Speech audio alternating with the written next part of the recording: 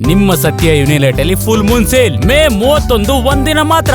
ಸತ್ಯ ಯುನಿಲೆಟ್. ಬುಧವಾರ ಸಂಜೆ ಡಿಕೆ ಶಿವಕುಮಾರ್ ಅವರು ಸಿಎಂ ಆಗಿ ಪದಗ್ರಹಣವನ್ನ ಮಾಡಲಿದ್ದಾರೆ. ಹಾಗಾಗಿ ಸರ್ಕಾರ ರಚನೆಗೆ ಹಕ್ಕು ಮಂಡಿಸಿದ್ದಾರೆ. ಲೋಕಭವನಕ್ಕೆ ತೆರಳಿ ಡಿಕೆ ಶಿವಕುಮಾರ್ ಅವರು ಹಕ್ಕು ಮಂಡನೆಯನ್ನ ಮಾಡಿದ್ದಾರೆ. ಗವರ್ನರ್ಗೆ ಪ್ರಮಾಣ ವಚನಕ್ಕೆ ಆಹ್ವಾನವನ್ನ ಕೂಡ ನೀಡಿದ್ದಾರೆ. ಗೆಹ್ಲೋಟ್ಗೆ ಆಹ್ವಾನವನ್ನ ಡಿಕೆ ಶಿವಕುಮಾರ್ ಅವರು ನೀಡಿರುವಂತದ್ದು. ಇನ್ನೇನು ಬುಧವಾರ ಸಂಜೆ ಡಿಕೆ ಶಿವಕುಮಾರ್ ಅವರು ಸಿಎಂ ಆಗಿ ಪದಗ್ರಹಣವನ್ನ ಮಾಡಲಿದ್ದಾರೆ, ಪ್ರಮಾಣ ವಚನವನ್ನ ಸ್ವೀಕರಿಸಲಿದ್ದಾರೆ. ಹಾಗಾಗಿ ಇದರ ಭಾಗವಾಗಿ ತಾವರ್ ಚಂದ್ ಗೆಹ್ಲೋಟ್ ಅವರಿಗೆ ಪ್ರಮಾಣ ವಚನಕ್ಕೆ ಆಹ್ವಾನವನ್ನ ನೀಡಿದ್ದಾರೆ. ಲೋಕಭವನದ ಗ್ಲಾಸ್ ಹೌಸ್ನಲ್ಲಿ ಪದಗ್ರಹಣ ನೆರವೇರುತ್ತೆ. ಹಾಗಾಗಿ ಪ್ರಮಾಣ ವಚನದ ಬಗ್ಗೆ ಗವರ್ನರ್ಗೆ ಮಾಹಿತಿಯನ್ನ ನೀಡಿದ್ದಾರೆ.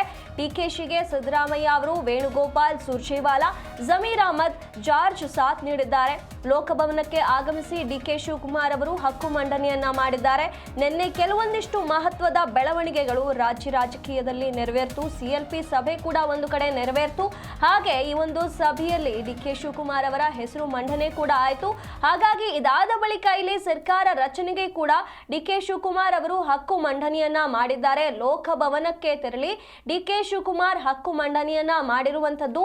ಇನ್ನೇನು ಪ್ರಮಾಣ ವಚನ ಸ್ವೀಕಾರ ಕೂಡ ಬುಧವಾರ ನೆರವೇರುತ್ತೆ.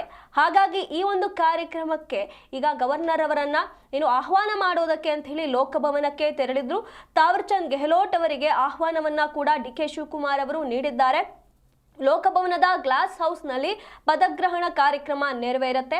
ಹಾಗಾಗಿ ಪ್ರಮಾಣ ವಚನದ ಬಗ್ಗೆ ಸಂಪೂರ್ಣವಾಗಿ ಮಾಹಿತಿಯನ್ನ ನೀಡೋದಕ್ಕೆ ಗವರ್ನರ್ ಅನ್ನ ಡಿಕೆ ಶಿವಕುಮಾರ್ ಅವರು ಭೇಟಿಯಾಗಿರುವಂತದ್ದು. ಇವರ ಜೊತೆಗೆ ಹಲವು ಗಣ್ಯರು ಕೂಡ ಭಾಗಿಯಾಗಿದ್ರು, ಅವರಿಗೆ ಸಾಥ್ ನೀಡಿದ್ದಾರೆ. ಡಿಕೆ ಶಿವಕುಮಾರ್ ಅವರ ಜೊತೆಗೆ ಸಿದ್ದರಾಮಯ್ಯ ಅವರು, ವೇಣುಗೋಪಾಲ್, ಸುರ್ಜೇವಾಲಾ, ಜಮೀರ್ ಅಹಮದ್ ಹಾಗೆ ಕೆಜೆ ಜಾರ್ಜ್ ಎಲ್ಲರೂ ಕೂಡ ಇವರಿಗೆ ಸಾಥನ್ನ ನೀಡಿರುವಂತದ್ದು. ಲೋಕಭವನಕ್ಕೆ ಆಗಮಿಸಿ ಡಿಕೆ ಶಿವಕುಮಾರ್ ಅವರು ಹಕ್ಕು ಮಂಡನೆಯನ್ನ ಮಾಡಿರುವಂತದ್ದು.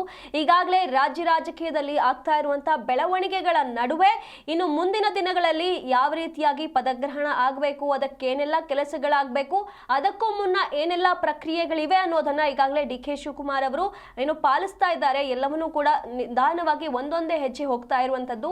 ಈಗ ಸಿಎಲ್ಪಿ ಸಭೆ ಆಯಿತು, ಮುಂದೆ ಪದಗ್ರಹಣಕ್ಕೆ ಏನೆಲ್ಲ ತಯಾರಿಗಳು ಬೇಕು, ಯಾರನ್ನೆಲ್ಲ ಆಹ್ವಾನಿಸಬೇಕು, ಏನೆಲ್ಲ ಸಂಪೂರ್ಣವಾಗಿ ತಯಾರಿಗಳು, ಜವಾಬ್ದಾರಿಗಳೇನಿವೆ ಎಲ್ಲದರ ಬಗ್ಗೆ ಡಿಕೆ ಶಿವಕುಮಾರ್ ಅವರು ಗಮನ ಹರಿಸ್ತಾ ಇರುವಂತದ್ದು.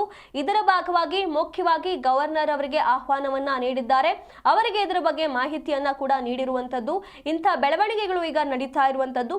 ಹಾಗಾಗಿ ಇನ್ನೇನು ಕೌಂಟ್ ಡೌನ್ ಶುರುವಾಗಿದೆ. ಇವರ ಪ್ರಮಾಣ ವಚನ ಸ್ವೀಕಾರ ಕಾರ್ಯಕ್ರಮಕ್ಕೆ ಎಲ್ಲರೂ ಕೂಡ ಕಾಯ್ತಿದ್ದಾರೆ. ಯಾವತ್ತು ದಿನ ಅನ್ನೋದು ಇನ್ನೂ ಕೂಡ ಮುಹೂರ್ತ ಫಿಕ್ಸ್ ಆಗಿರಲಿಲ್ಲ. ಆದ್ರೆ ಬುಧವಾರ ಪ್ರಮಾಣ ವಚನ ಸ್ವೀಕರಿಸ್ತಾರೆ ಡಿಕೆ ಶಿವಕುಮಾರ್ ಅನ್ನುವಂತ ಮಾಹಿತಿಗಳು ಈಗ ಹೊರಬರ್ತಾ ಇದೆ. ಹಾಗಾಗಿ ಬುಧವಾರ ಇನ್ನು 3 ದಿನಗಳಲ್ಲಿ ಈ ಒಂದು ಕಾರ್ಯಕ್ರಮ ನೆರವೇರುವಂತಹ ಕಾರಣ ಇದಕ್ಕೆ ಬೇಕಾಗಿರುವಂತ ಎಲ್ಲಾ ಕ್ರಿಯೆಗಳು, ಪ್ರಕ್ರಿಯೆಗಳನ್ನ ಈಗಾಗಲೇ ಆರಂಭ ಮಾಡಿಕೊಳ್ಳಲಾಗಿದೆ. ಹಾಗಾಗಿ ಡಿಕೆ ಶಿವಕುಮಾರ್ ಅವರು ದಿನಗಳನ್ನ ಕೌಂಟ್ ಮಾಡ್ತಿದ್ದಾರೆ. ಯಾವತ್ತು ಪ್ರಮಾಣ ವಚನ ಸ್ವೀಕರಿಸ್ತೀನಿ ಅಂತೇಳಿ ಕುತೂಹಲದಿಂದ ಕಾಯ್ತಿದ್ದಾರೆ.